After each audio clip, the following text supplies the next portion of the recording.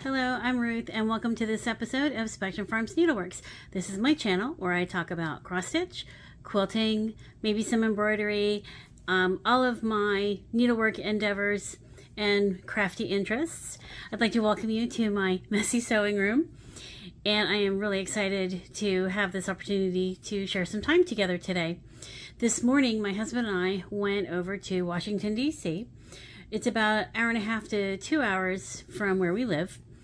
And we went to go see the Sewn in America exhibit at the DAR, which is the Daughters of the American Revolution. So I picked up the book. It's Sewn in America, Making, Meaning, and Memory. And this is the book that's all about the exhibit. And you can also check this out on their website, the Daughters of the American Revolution website. And one of the things in the exhibit today was a quilt block, and I'm going to grab my notes. It was a hexagon quilt block fragment dated 1820 to 1830, cotton, made of cotton, and it was a gift by Agnes Stone Dawsey. And I shared a photo of the hexagon quilt block fragment on my Instagram, and I'm going to try and insert a photo when we're done here. I did not see it in the book, but doesn't mean it's there. When I flipped through it, I didn't see it. But it got me thinking, in some of my past videos, I've mentioned the hexagon quilt that I was working on, that I'm still working on. Now there's a second hexagon quilt that I'm working on, and I'm going to tell you a little bit about that. So I thought, well, in honor of this lovely exhibit, and one of you had asked if I would do a tutorial, I thought, well, this is the perfect day to have a chat about hexagons.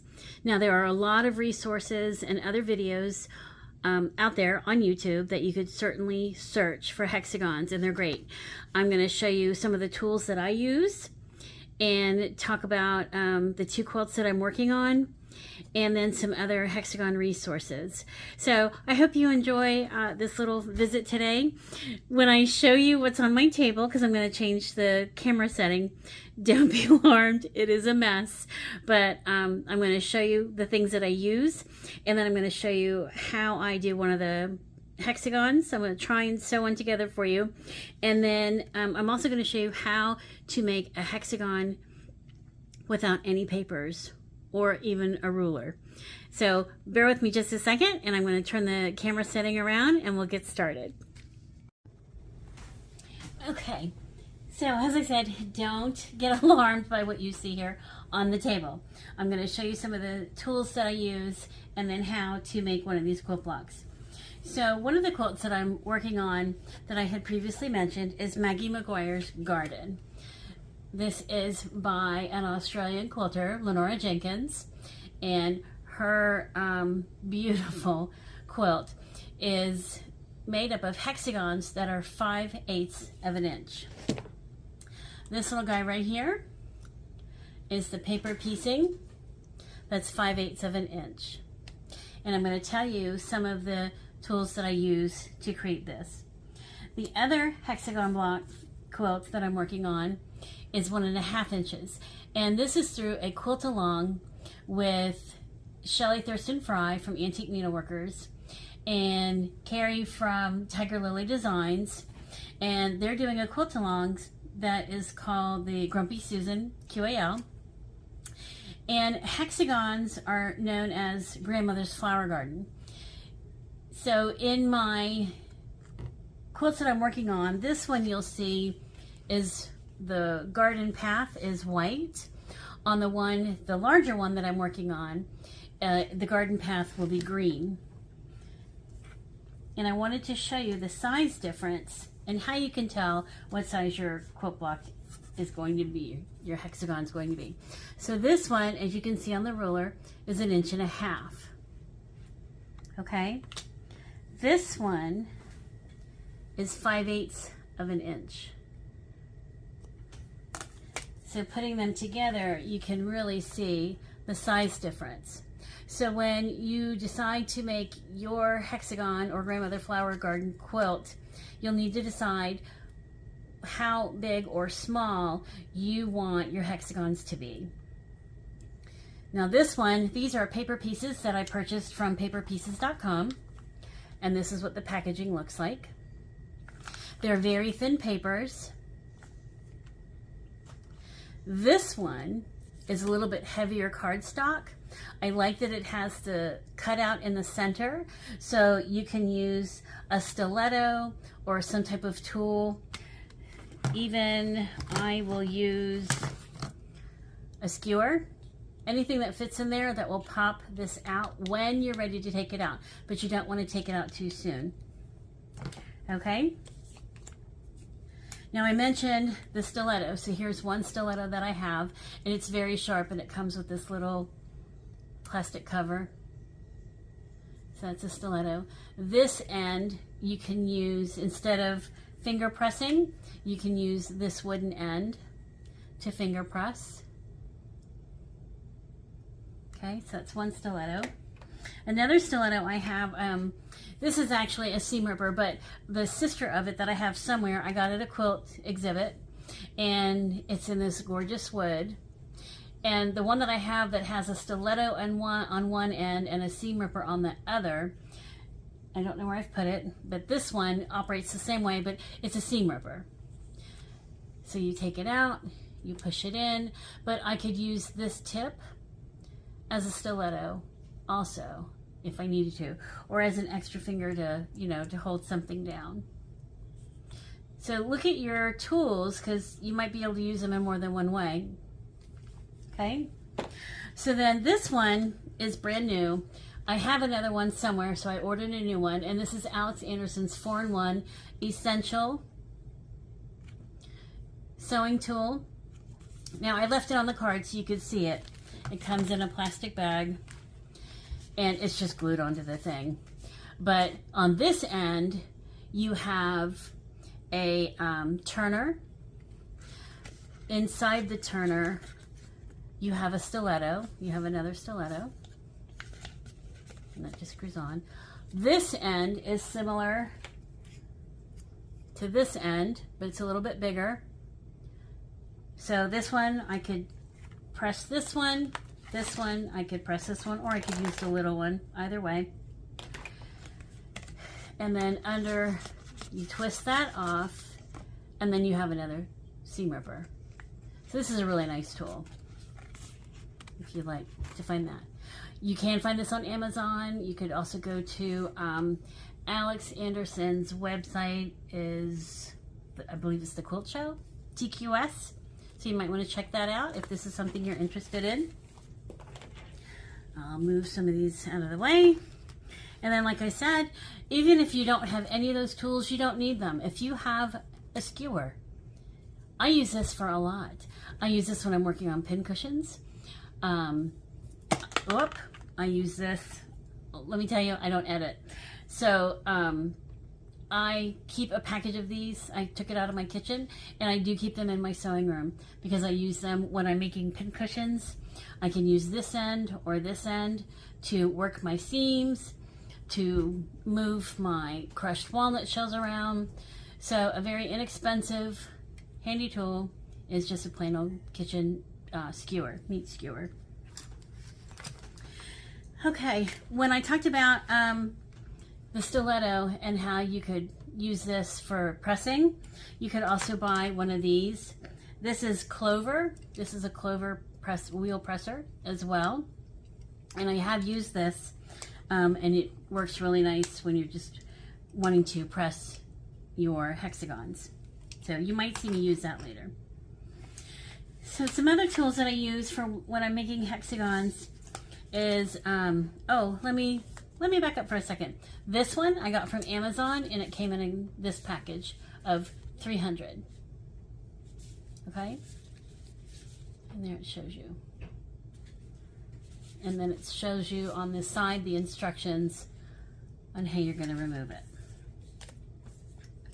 Okay, and these papers you can reuse. Don't throw them out. you can reuse them. I have, for my little 5/8 inch, I have a little baggie that I just throw them in so I can use them again.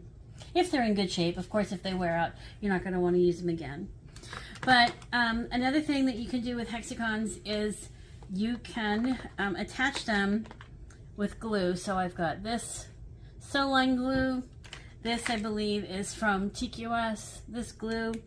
I have stopped gluing my hexagons because I really attach them tightly because I don't want them to move. So here's one of my 5/8 inch. You can see it's about the size of my hand. I apologize, one of the dogs is snorting in the background. You can see the papers have come loose from the gluing and they're losing its shape, so I'm going to have to fix that. So now what I do is I thread base my hexagons. This one is also glued, so I'm going to have to fix this little edge. This one is holding its shape very nicely. The papers are glued, but I've left all the papers on there. You don't want to remove the papers until you have that row protected.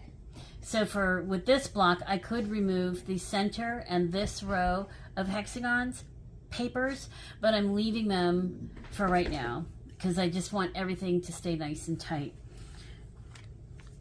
And then here's another one where it's losing its shape. That one I could re-glue, or I'm just going to tack it down and I'll show you how I do that. So earlier I mentioned Shelly and Carrie in their Grumpy Susan Hexagon Quilt Along, and I believe it's Shelly's video number 40. They're taking turns as to which one is doing the next step. And I have it in my notes. I think it was Shelly's video number 40, where she has a great tutorial on all of the things that she uses and all the other different tools. And she talks about glue, but I am no longer doing the gluing method, but I wanted to show those to you. Now when you're cutting out your hexagons, you could certainly use a rotary cutter. This is a small one. And I did use this for a little while, but for me, what works for me is having a really good pair of scissors instead. I like these. These are Karen K. Buckley. They come with this protective case, and they're a little bit, this pair might not be it, but there's a pair that I have that's a little bit serrated of an edge, and it's really nice, but they're sharp, very pointy. But these are wonderful scissors, and I do keep this in my project bag for my 5/8 inch hexagon. Another pair of scissors that I use are just my Fiskars. You could also use embroidery scissors. These are nice and sharp.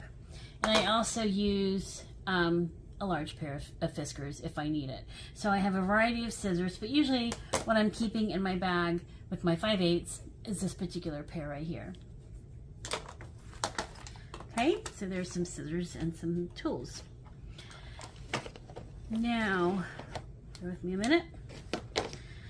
One of the methods I wanted to show you today was, or is, for the 5/8 inch, is how to do a hexagon without papers. I'd like to show you with papers and with my rulers. One of the handy tools that I use when I'm doing my hexagons is, this is a double mirror.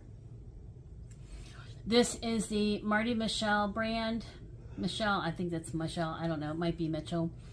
Double mirror, and I did show this in a previous video, but it's a double mirror, so you can see it there. And what you can do with this is take a look at your fabric. I am, for my 5/8 inch, I am fussy cutting all of my blocks, and what the mirror helps us do is decide how we want our blocks to look. So I could do it this way, I could move it over here. It gives you an idea of what your hexagon might look like. So you could always get one of these and play with it with your fabric. Some other tools that I have for my 5/8, not for the larger 1 inch, but for the 5/8, is I also got these from Paper Pieces. And bear with me, I don't know where one of them went. Anyway, I had 2 of these sitting out, and if you see one, shout it out and tell me where it is. But these are my 5/8 inch hexagon templates. I have 2 of these because I kept the paper on the back of one of them, and that's what I wanted to show you. But this helps me when I get ready to cut out the shape. What I do with this is a 5/8 inch fussy cutter. I left the paper on for a reason, because I want to be able to see what, oh, here it is. So these are the same thing. One I left the paper on and one I left them off. But what I do with the viewer, let me see where I put my fabric. Here we go. So say this is the fabric that I want to choose to use. This fabric has dragonflies and flowers and some greenery. So I can take my fussy cutter, and I left this on, my fussy cutter viewer. I left the paper on because I only want to see through the viewer. So for example, I might like, you know what, let me see if I can, hopefully this won't fall off. I'll use my design board. Okay. So if I want this dragonfly, it might look like that. Or maybe I want the dragonfly to fit this way. Or maybe I want these flowers, but maybe I only want 2 of them. Or maybe I want to try to figure out how all 3 will fit. Or I like this dragonfly. Maybe I want it that way. Or maybe I want it that way. Or what if I want part of a dragonfly and part of a flower? I could move that around. So the viewer really helps with determining what I want for my block and how I want it to look. I hope you can see that. So for example, on the blocks, I used my viewer to center my bee, to decide where I wanted my, let me turn it a little bit, where I wanted my beehive, my husband calls it a beehive, where that was to be. But then this also helped me with my flower placement, because I'm fussy cutting every block for visual interest. These flowers are facing this direction, these flowers are facing that direction.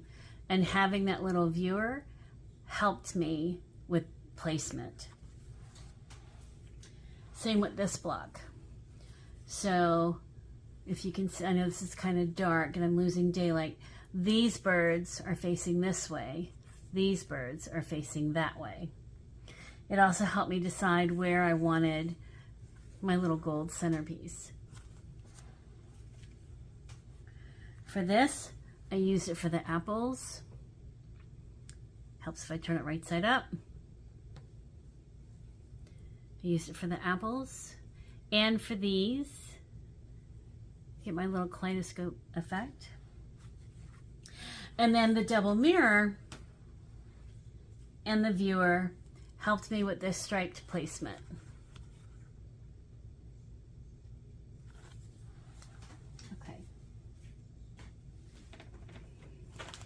So those are some of the tools that I use and how I use them. Right now, what I'm really enjoying is it was recommended that I try Tulip number 10 applique needles. And they come in this little glass tube. So this little tiny thing comes in here. I'm really liking these right now. I know, I believe Shelly mentioned she uses Miller needles. I would just recommend that you use what needles you're comfortable with, that you enjoy using. Now, I wanted to show you what I learned from Jenny Lynn. You can, actually, you don't need any of these tools. What you need is a good marking pen or a pencil, your fabric, and then your needle and thread. And I think I may have to grab a needle. I don't know where I put my needle. But another tool that I use for my marking is you can use a marking pencil. These are heat erasable pens.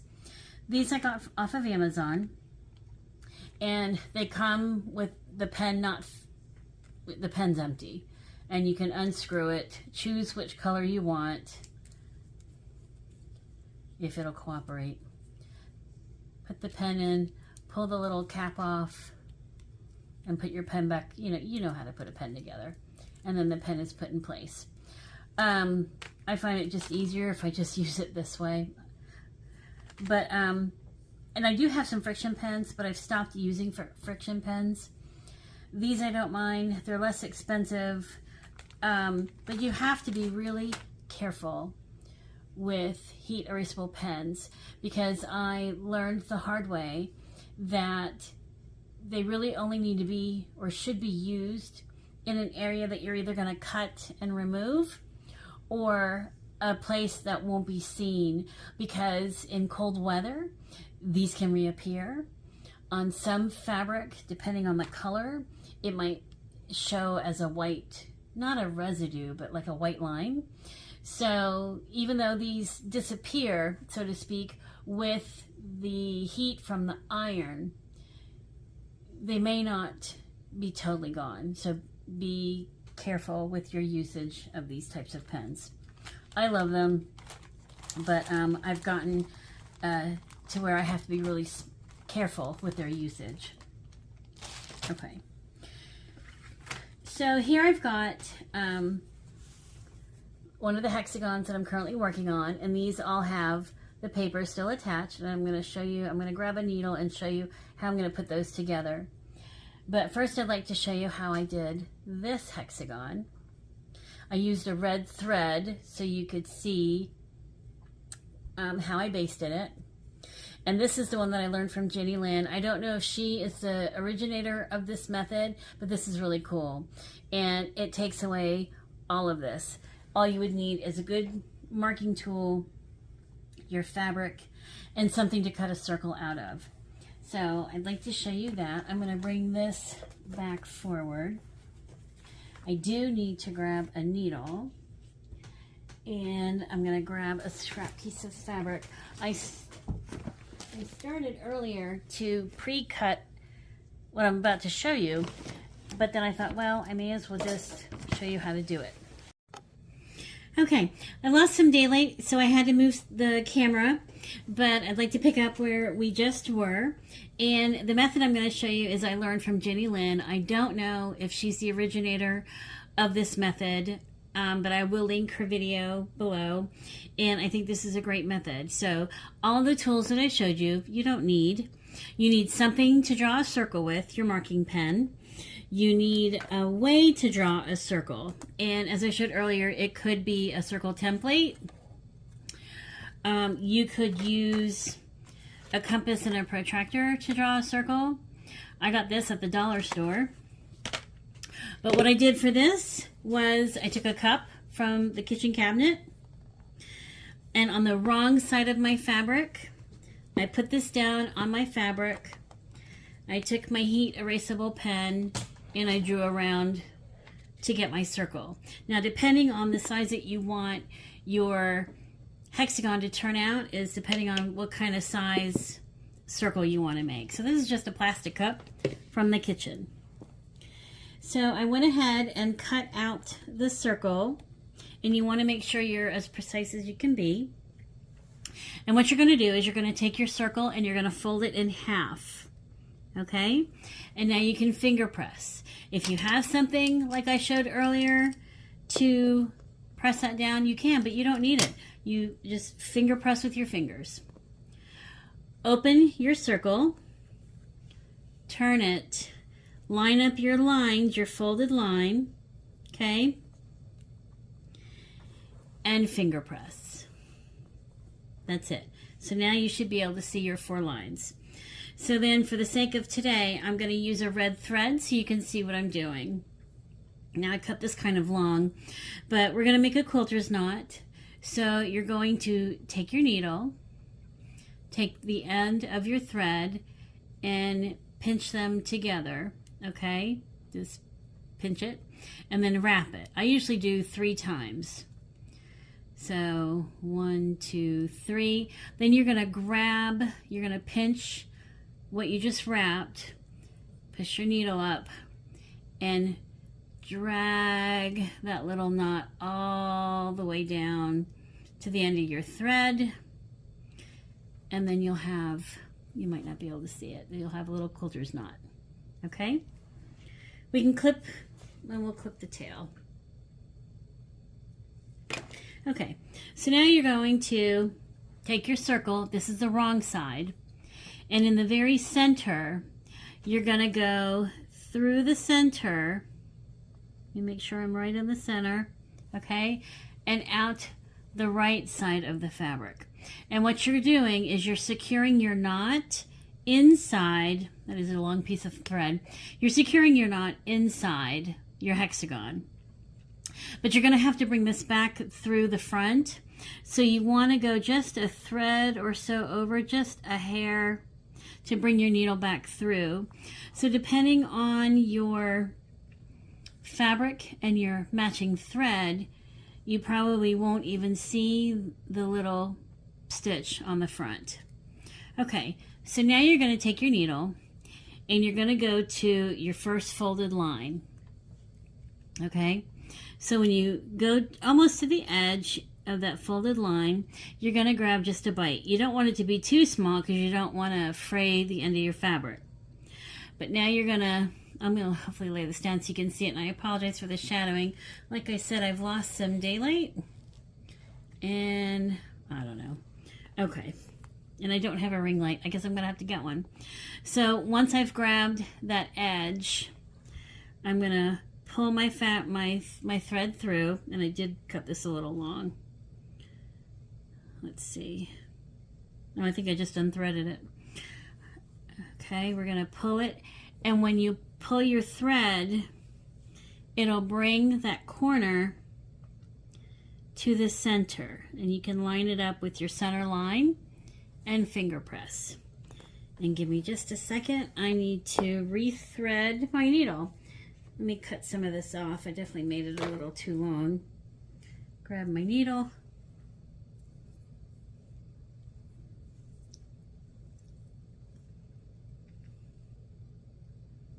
Let me see if I can rethread it.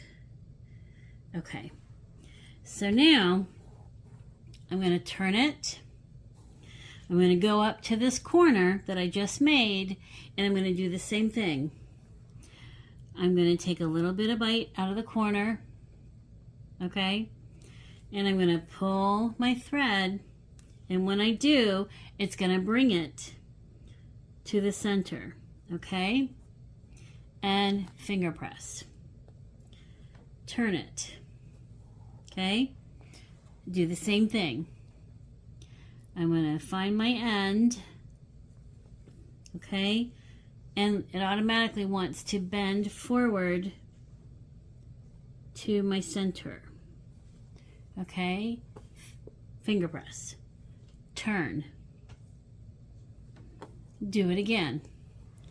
I'm going to find my corner, put my needle through, and bring it to my center.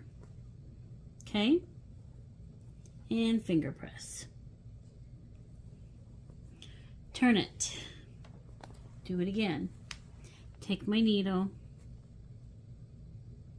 Take a little bite.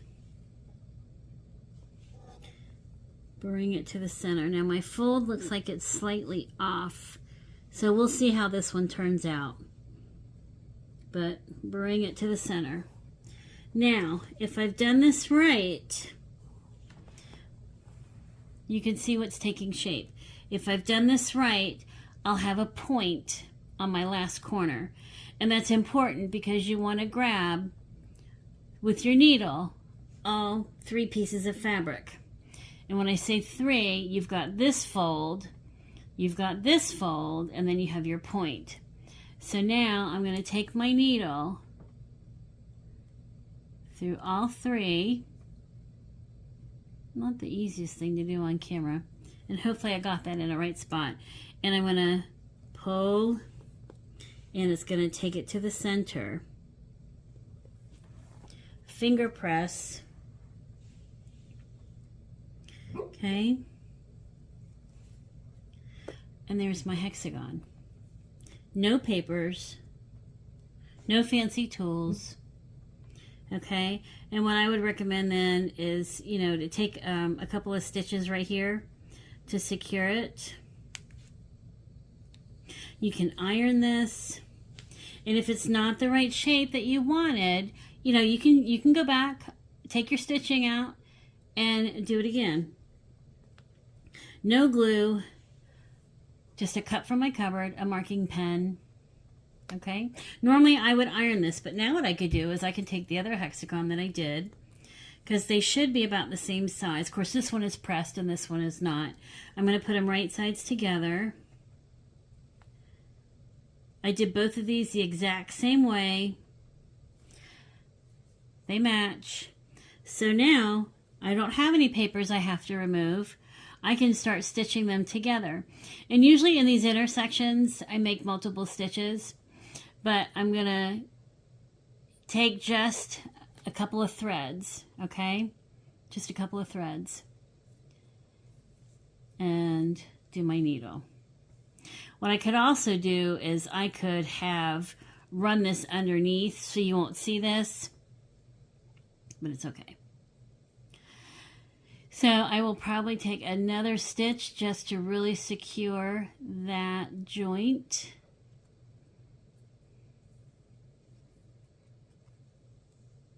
Okay, and now I'm going to do the same thing. So if there were papers in here, I would need to be careful that I'm not sewing through the paper. You do not want to sew through your paper.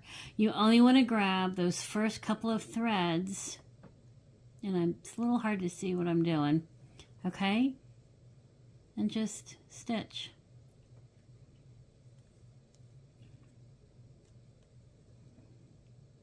Okay, so once you've stitched all the way across, they'll be attached. So let me go ahead and do that really quick. Now you could use a clip to hold these together, or you could just hold them in your fingers. I think I keep missing that one. I would normally make my stitches look a little bit better, but for the sake of getting through this, I'm just gonna make some big stitches so you can see. Okay, I'm going to cheat. Don't do this. Make sure you sew all the way across. But I'm just going to make, for the sake of time, I'm going to get down to here. And I'm going to sew these together. Okay? So there I have my two completed hexagons. Let me move this board. Okay. So here's my two. No papers, no glue, just my cup or whatever it was. I mean, if I really wanted them small, I could trace around my thread spool, whatever it is, whatever size you want, measure it out. Of course, I would iron this, but then I can go on and add my next one. So when you're adding hexagons, so I would start with, for me, I start with my center, and then I would add my next blue, and then I work my way around the petal. When you get to a Y seam, which is right here, like a Y, all you're gonna do is take your hexagon. Of course, this one's too small and it's got paper. So here's my Y seam. If this was the same size, you may have to fold it this way and then open your seam and then fold it this way. Okay? But I know there's some really good videos out there to show you that. When I make the video for the cross stitch pin cushion that I was asked to make, and it involves hexis, I'll go over that a little more. Although on that one there's not really any Y seams, but you can kind of see it here. So if this was my completed hexi, I'll do it again. I would sew here, okay, and then you would fold it and then sew here, okay. or you could hold them together. I would add a couple of extra stitches in that joint and then sew this way, and then go on and add my next. So I know this video was kind of quick. I wanted to give you an opportunity to see how I'm doing hexis. When I learned this no paper method, I was so excited to try it. For my 5/8 hexi quilt, I will continue to use the papers. Again, here's the papers. And the way you know what your size is this one right here, like I showed you earlier on the ruler. Okay, so I hope this was helpful for you. I know it's not a complete tutorial, but it's probably enough to get you started. These are my next blocks that I'm working on. So I've got this one, and then I have this one. So the difference between the two is this one has the papers, this one does not. So this one has the paper already, this one does not. So when I add my paper, so let me show you that. Let me move my camera back. So when I add my paper,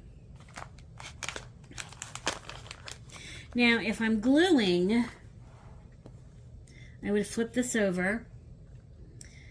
Let me get a little closer. I would flip this over, line up where I want my paper to be, and then the way I can tell is I can do a test fold.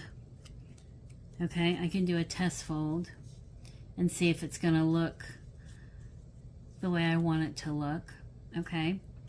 You could also mark your 1/4 inch seam allowance or use a scant 1/4 inch seam allowance. This is also where my viewers come in handy. If I want to see, you know, if I have, it's a little easier. Let me try and go over here. So I put my paper down, and then I can use my clear template to make sure. Let me try that again.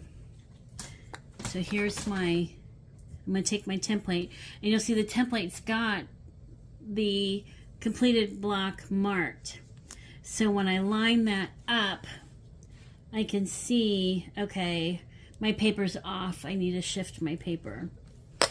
But if I want to use a 1/4 inch seam allowance to help guide me, what I can also do is I have two different rulers. And I apologize for the moving of the camera. I use these also in my quilting. They're called add a quarter and add a quarter, well, add a quarter plus. There's two different sizes. This is a 6 inch, this is a 12 inch. And they both have this little lip. You can kind of see it. You see the little lip? This is a 1/4 inch. This little guy right here, gal, raised edge, is a 1/4 inch. So what I can also do is put down my paper.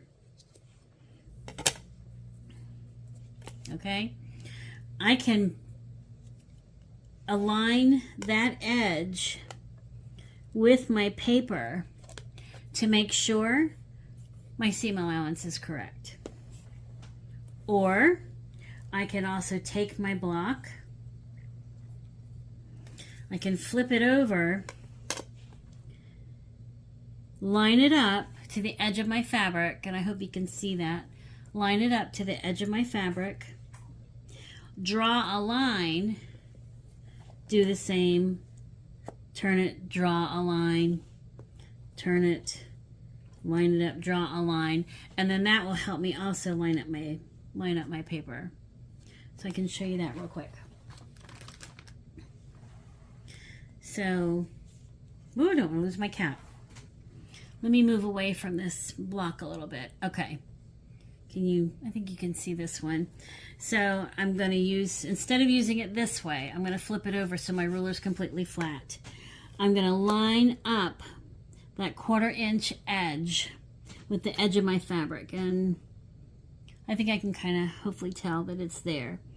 I might be slightly off. Okay, then I'm going to hold it down, draw my line, and I'm on the wrong side of my fabric. I'm going to turn it. do the same thing again. Hopefully I'm lined up. Draw it. It doesn't have to be exact because this is inside, and this is my heat erasable pen, so no one's going to see it, hopefully. Line it up. Okay, you can start seeing how it's taking shape. Okay, so you get the idea. Let me find my cap. So that'll also give me a guide to line up my paper with. Okay? So that's where these rulers come in handy. Okay. So that is going to be for that block over there. So I think I've shown you enough, I guess, to get started. If you have any questions, reach out, let me know. I really love this method. To me, that was a game changer, but and it, like I said, if you're not precise on the no paper method, go back and do your stitches. Oh, let me also show you. So this one is glued, but you can see the glue is starting to lift because you only want a little bit to hold it in place. So let me show you how I thread baste. So I'm going to cheat and just do a, nope, I'm not. I'm going to do my quilter's knot. Let me try it again. Let's go 1, 2, 3, hold it, bring it down. There's my little knot, if you can see it. Okay, so what I'm going to do to thread baste is I'm going to go in between these layers to hide my knot, okay? Hide my knot. Of course, I didn't clip my tail. Let me clip the tail.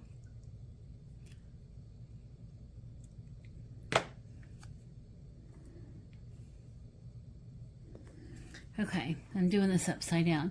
So what I could do is I could hide that. I could tuck the rest of the tail in if it wants to cooperate, okay? Maybe. And then what I do here is I can feel for the paper, but I'm not sewing through the paper. And I'm just going to take, well, that little, it's hard doing this upside down. You just want to take a stitch, but you don't want your stitch to show on this side. So you need to be far enough down to hold your paper in place. That one was probably a little too close to the edge. What I normally do is, okay, let me try it this way. So I'm going to go in, grab that paper. Well, I'm not grabbing the paper, I'm grabbing the fabric. So you can see it's already lifting because of the glue. Okay, and I take a stitch. And you can take 2 stitches if you want. It's up to you, whatever you want. So now you can either go clockwise or counterclockwise. I'll just go to the next one. And I'm going to make this stitch big so you can see it. I'm just going to take a stitch. I'll take a second stitch. Okay, to hold it in place. You think you can see that? Okay, then I'm going to move to the next folded edge. And I'm going to go in. I'm going to grab both fabric. Okay, I think you can see that. Pull my thread. I'm going to take another stitch, and you can make your stitches smaller. I just want you to try to be able to see these. Okay. Okay, so it's going to hold it down. Then I'm going to go to the next. Okay.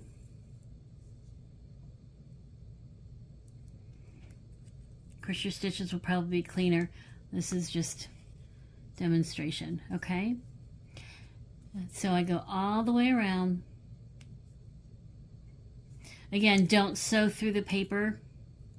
You're just, you'll feel it. You'll feel it with your needle. Okay? And I'm going to go to this one. Oh, that wants to lift. Let's try it again. I'll take a second one. And then I'm going to go to my last one.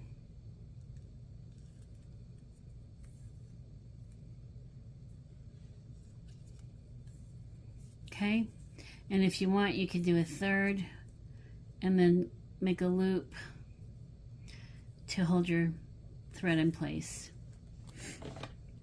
And then you can clip that off.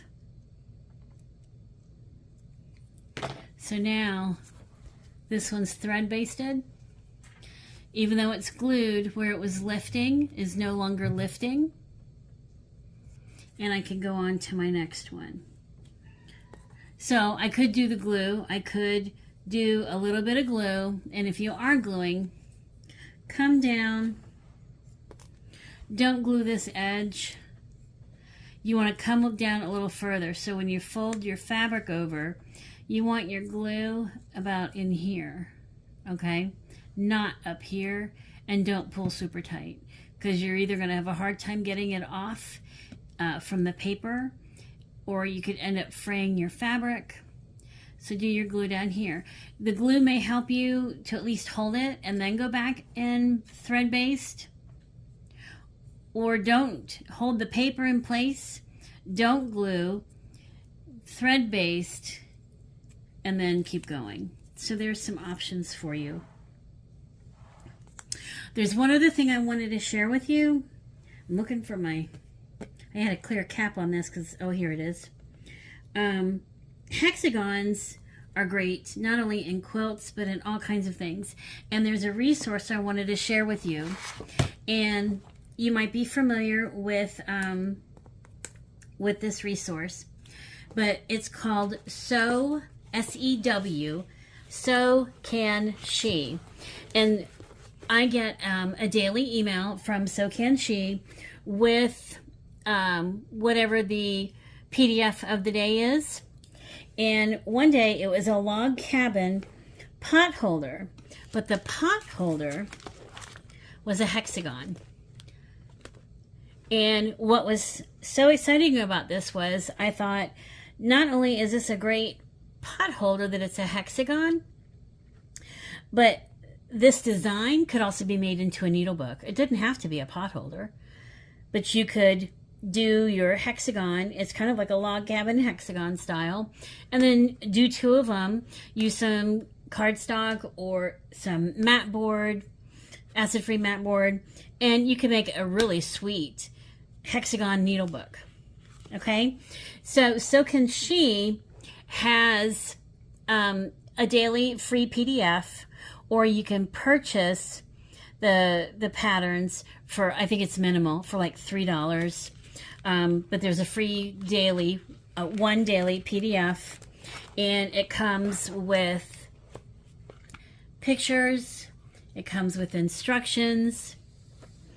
So I would recommend check out Sew Can She. Not only for quilting resources, but all kinds of sewing. There's, oh my gosh, there's aprons, there's, you name it, it's on there. So check that out. There's a free resource, a daily free resource, and or you could make a minimal purchase. I hope this has been helpful. I love A Grandmother's Flower Garden quilt. When I get further along on the Grumpy Susan one, I will share that with you as well, and I will try to insert a picture of their instructions, but I'll definitely link to Shelley and Carrie, also to So Can She. Again, this was Lenora Jenkins, and it has some applique. I think I'm going to change the center though, because I think the center is solid, but I'm crazy. I think I'm going to make the center the white hexagons to keep that hexagon flowing throughout, not having, you know, like a solid and then hexagons. I want it to all be hexagons, but I'll show you how that works out. Again, the other hexagons that I got, these are straight off of Amazon. Okay, so you can use papers, or you can do like this and you don't need them at all. So I hope this was helpful. I really appreciate you being here with me today, and I look forward to seeing you next time. Take care.